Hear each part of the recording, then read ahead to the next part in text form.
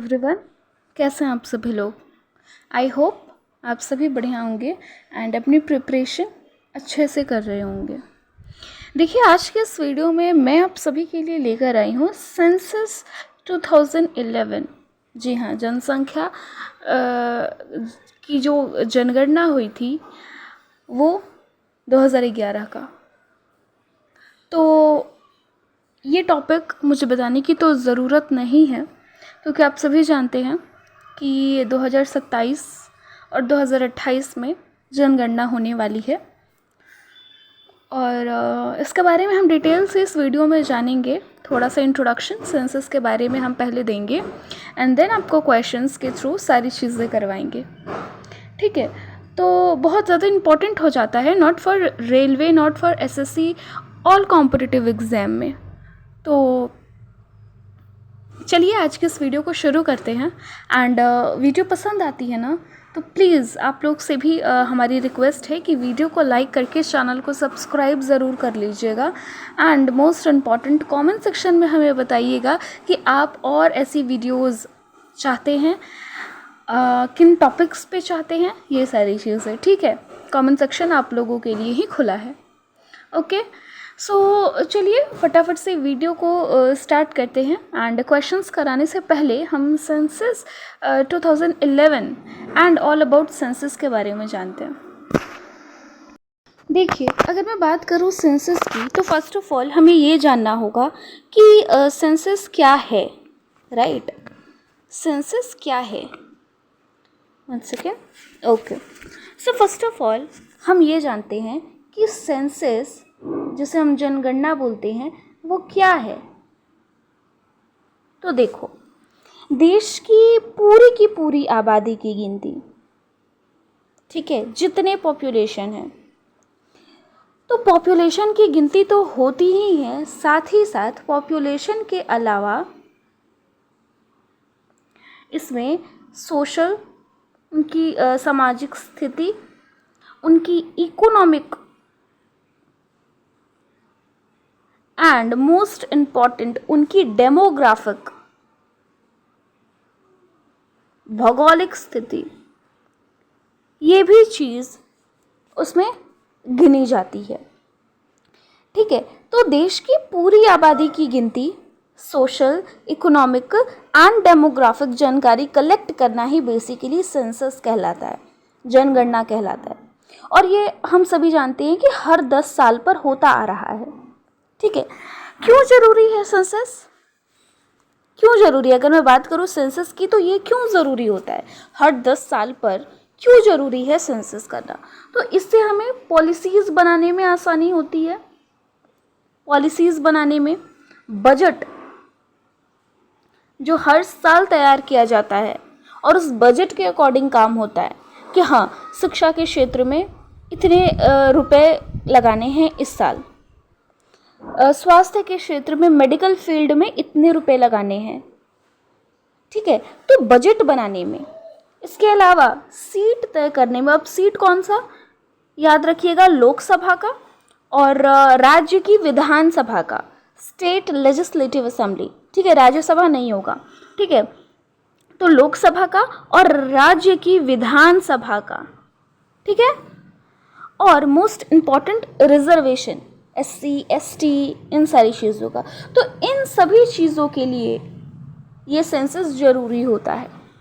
ठीक है, अब हम बात करते हैं कि सेंसस की हिस्ट्री के बारे में, कब कब हुआ है इंडिया में। ठीक है, थोड़ी बहुत ये जानकारी भी हमें होनी चाहिए। ठीक है, तो 1872 में इंडिया में पहली बार सेंसस होता है। ठीक है, होता है लेकिन ये इनकम्प्लीट हो जाता है, पूरे तरीके से ये कंप्लीट नहीं हो पाता है, इनकम्प्लीट होता है।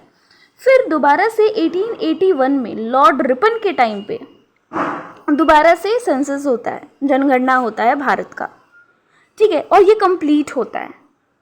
1881 के बाद 1941 में ब्रिटिश का भारत में ब्रिटिशों का आखिरी जब जनगणना होता है तो 1941 में होता है। उसके बाद 1951 में स्वतंत्र भारत का पहला जनगणना होता है। इंडिया जब आज़ाद होती है और तब जो जनगणना होता है तो ये 1951 वाला होता है। उसके बाद आप देखोगे तो 2011 में जो जनगणना हुई है, जिस पर आज की इस वीडियो में हम डिटेल में बात करेंगे, तो ये 15वीं जनगणना है। तो हमें ये भी याद रखना है। और अभी जो 2011 के बाद 2021 में होना चाहिए था, लेकिन कोरोना की वजह से 2021 में जनगणना नहीं हो पाया, तो वो 2027 और 28 में होने जा रहा है। 2027-28 में ये जो जनगणना है वो 2 फेजेस में होने वाला है। फर्स्ट ऑफ ऑल एक हाउस लिस्टिंग का, ठीक है, और नंबर सेकेंड पॉपुलेशन, आपको पॉपुलेशन का जनगणना। तो हाउस लिस्टिंग वाला हो चुका है 2026 में और 2027 में, ठीक है, वो जनवरी फरवरी के टाइम पे आपको सेकंड फेज भी पूरा होते हुए दिखेगा। तब जो एट द एंड रिजल्ट आएगा तब रिवील किया जाएगा, ठीक है। तो 2011 में 15वीं जनगणना हुई थी और अब जो जनगणना होने वाली है वो 16वीं जनगणना होने वाली है, ठीक है। अगर मैं अब बात करूं कि ये कौन कराता है सेंसस, ठीक है, तो हमें याद रखना होगा, बहुत बार एग्जाम में क्वेश्चन देखने को मिला है, होम अफेयर्स मिनिस्ट्री,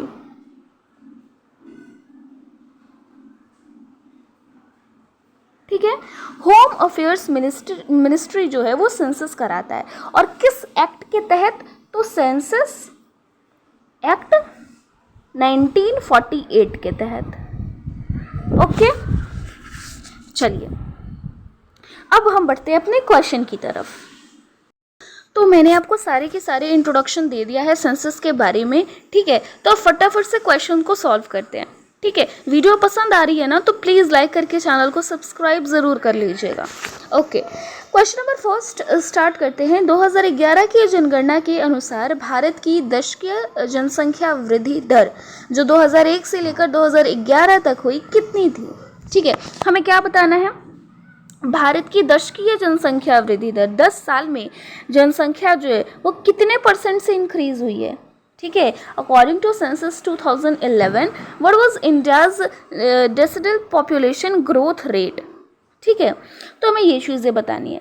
सो इसका करेक्ट आंसर हो जाएगा option number B, that is 17.64%। देखिए 2001 से 2011 के बीच भारत की जनसंख्या वृद्धि दर 17.64% रही है।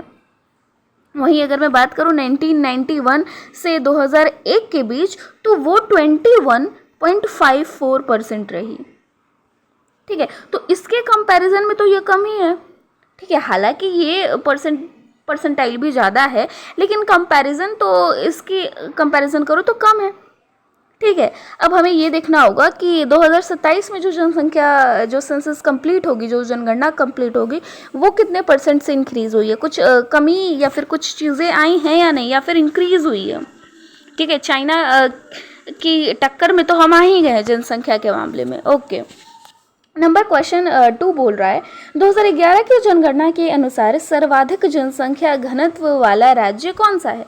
सबसे अधिक जनसंख्या किस राज्य में है 2011 के अकॉर्डिंग बताना है। Which state has the highest population density according to census 2011? Option है बिहार, वेस्ट बंगाल, केरला एंड उत्तर प्रदेश। सो इसका करेक्ट आंसर हो जाएगा बिहार।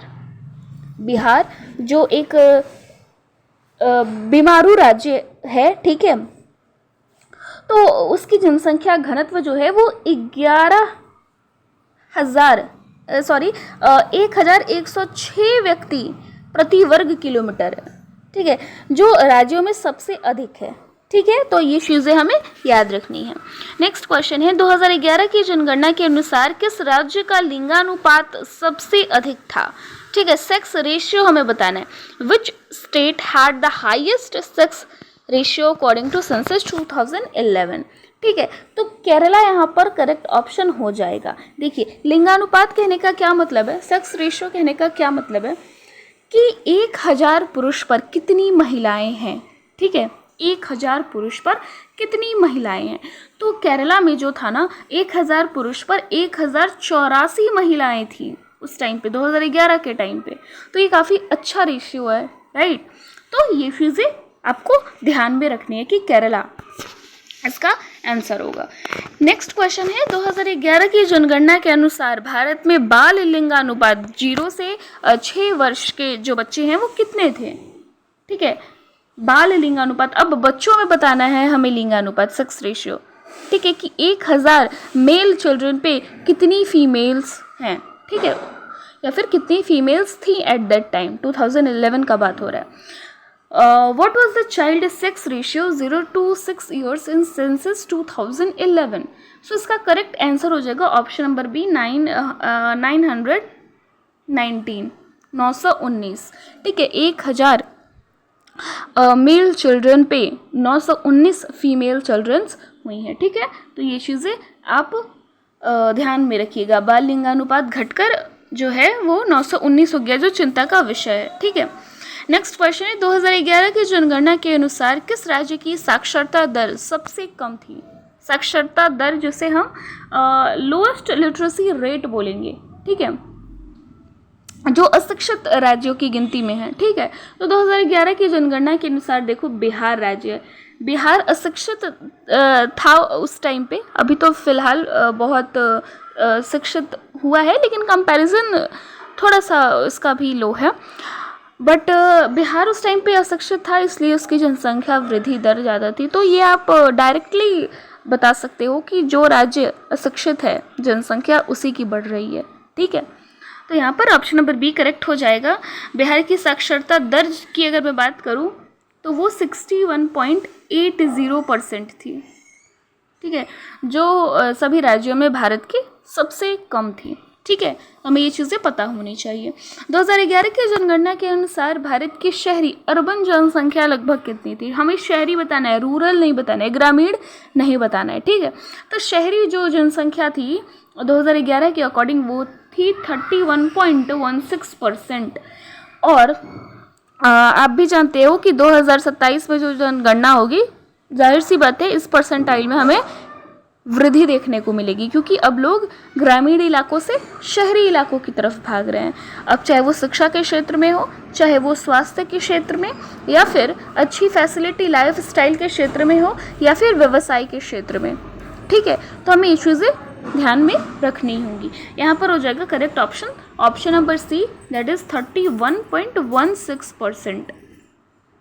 ठीक है, उस टाइम पे भारत की लगभग 31.16% आबादी जो है वो शहरी क्षेत्रों में रहती थी, जबकि उस टाइम पे 2011 के टाइम पे ग्रामीण क्षेत्रों में 68.84% जो जनसंख्या थी वो गांवों में थी। तो हमें ये चीज़ें याद रखनी होंगी। ओके, नेक्स्ट क्वेश्चन है 2011 की जनगणना के अनुसार भारत का सबसे अधिक जनसंख्या वाला केंद्र शासित प्रदेश यूनियन टेरिटरी यूटी कौन सा था? Which was the most populous union territory in census 2011?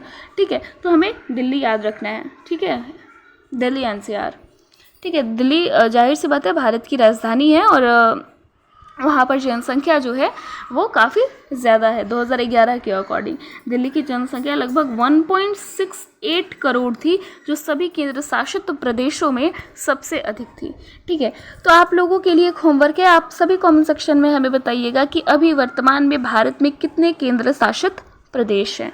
ठीक है, ओके, नेक्स्ट क्वेश्चन है 2011 की जनगणना के अनुसार भारत का सबसे कम जनसंख्या घनत्व वाला राज्य कौन सा है? ठीक है, which state had the lowest population density according to census 2011? हमने हाईएस्ट पॉपुलेशन डेंसिटी पढ़ा, बिहार है। ठीक है, यहाँ पर लोएस्ट पूछा है, तो लोएस्ट हो जाएगा आपका अरुणाचल प्रदेश। अरुणाचल प्रदेश की अगर मैं बात करूँ तो आप सभी जानते हैं 7 सिस्टर्स जो हमारी पूर्वांचल के राज्य हैं, तो वहाँ पर अरुणाचल प्रदेश आपको देखने को मिलता है। ठीक है, तो अरुणाचल प्रदेश में सबसे कम जनसंख्या घनत्व है 2011 के अकॉर्डिंग कितना है? तो 17 व्यक्ति प्रति वर्ग kilometre.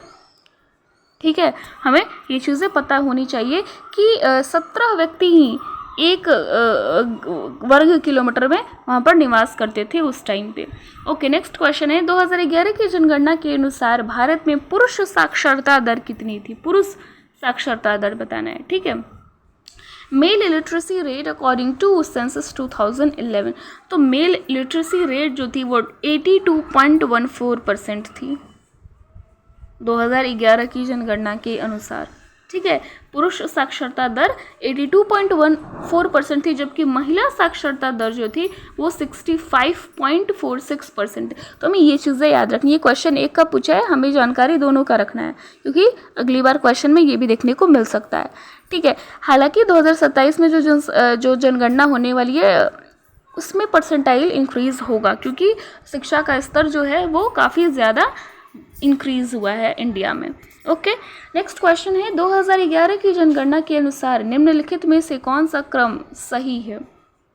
Arrange the following states in descending order of population, descending order में बताना है। ठीक है, 2011 की जनगणना के अकॉर्डिंग। ठीक है, तो यहाँ पर आपका ऑप्शन नंबर बी करेक्ट हो जाएगा, UP, Maharashtra and Bihar. Descending order में हमें बताना है population.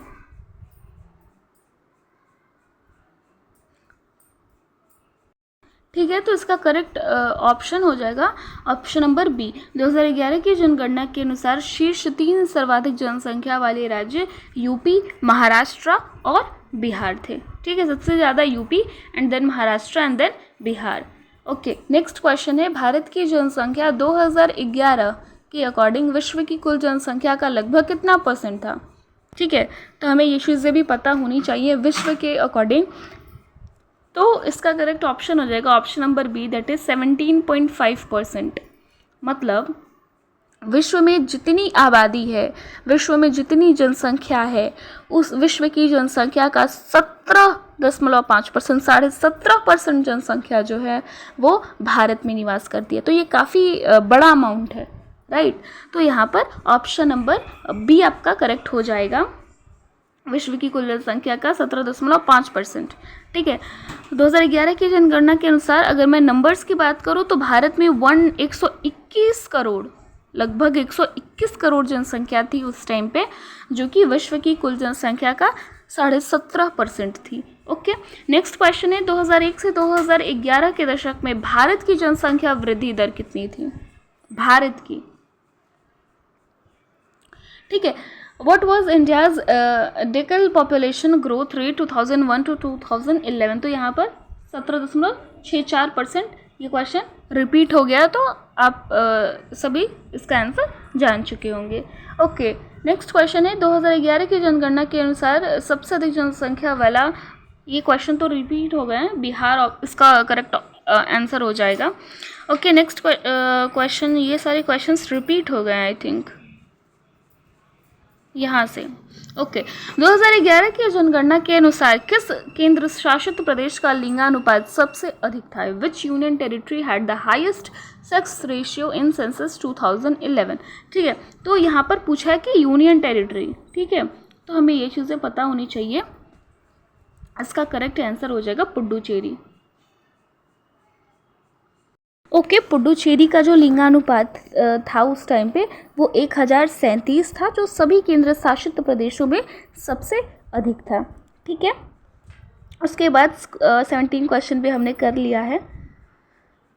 Okay, so question number 18 है 2011 की जनगणना के अनुसार किस राज्य में जनसंख्या वृद्धि दर सबसे अधिक थी? ठीक है, which state recorded the highest decadal population growth rate? ठीक है, सो ऑप्शन नंबर ए आपका करेक्ट हो जाएगा, मेघालय। ठीक है, मेघालय आपका करेक्ट ऑप्शन हो जाएगा। मेघालय की जो दशकवार जनसंख्या वृद्धि दर है वो लगभग 27.9% थी। ठीक है, जो राज्यों में सबसे अधिक हमें देखने को मिली है। नेक्स्ट